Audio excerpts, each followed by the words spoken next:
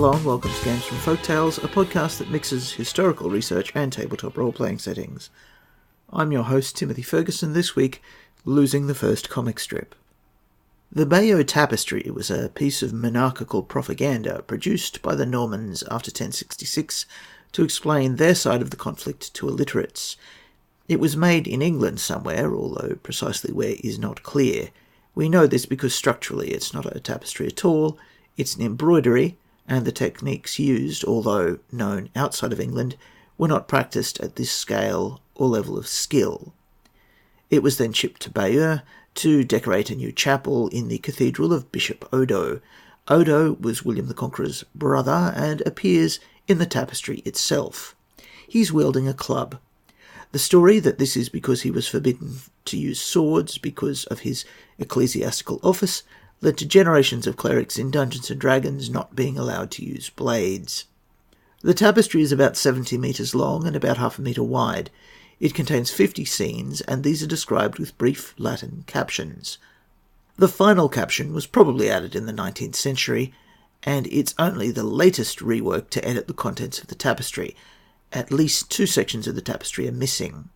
One of these is the final panel, so it's possible that it's more than a single scene. One scholar estimates that the missing section was 1.5 metres long. In 1220, the tapestry is missing. It was hidden during a siege of the city last century, and in the real world, it doesn't turn up again in the cathedral's possessions until a register is made in the 15th century. Finding treasure is one of the great plot hooks in role-playing games, but that there's a 4th-century failure in the tapestry's provenance gives us additional story opportunities.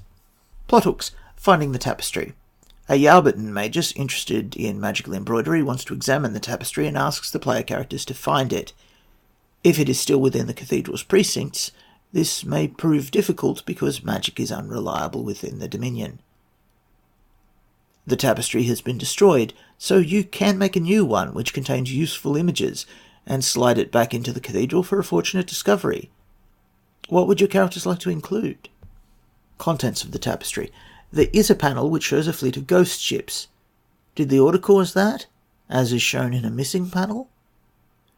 There is a comet linked to the ghost ships. Does this simply mean that it was a time of ill omen, or is it a hint that during the time of the comet the land of the dead was closer and easier to enter? Can necromancers make use of the next time of the comet? Some missing panel options. House Titalis influenced the Norman invasion of Britain.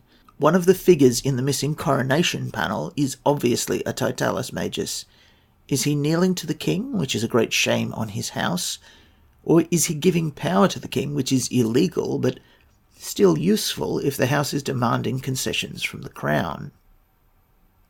The Damnatio Memorae of the Diadni was not complete in 1070 when the tapestry was made. Does one of the magi shown in a missing panel carry a magic item shaped like the symbol of the prescribed house? It might, for example, have been looted from the Diadni during the war. The coronation panel shows the king making obeisance to a demon, hence the massacre at his coronation and his corpse exploding at his burial. The king's oath makes the church lands he owns more accessible to the demon and his servants. A missing panel shows a fairy aiding the king. The story of the fairy has been expunged, so it cannot collect its fee. But if the panel revives the creature, it may claim a large section of the crown's territory, or aid those opposing the current line. Knowing this, has some rival set the magi to find the tapestry?